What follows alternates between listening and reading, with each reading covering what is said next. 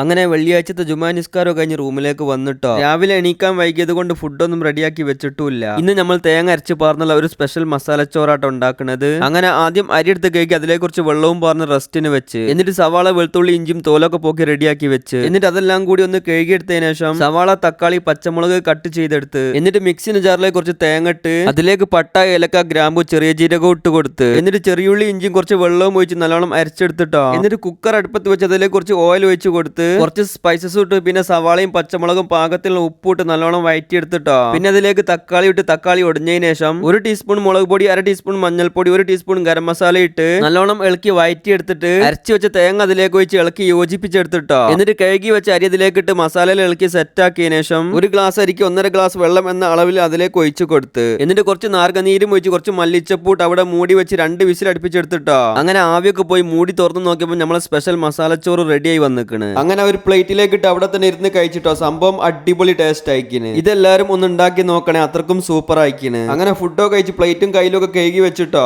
രാത്രിയൊക്കെ കൂടി ഉണ്ടാക്കിയത് കൊണ്ട് സമാധാനായി. വീഡിയോ കാണുമ്പോൾ ഫോളോ ചെയ്യാത്തവരുണ്ടെങ്കിൽ ഒന്ന് ഫോളോ ചെയ്ത് സപ്പോർട്ട് ചെയ്യണേ.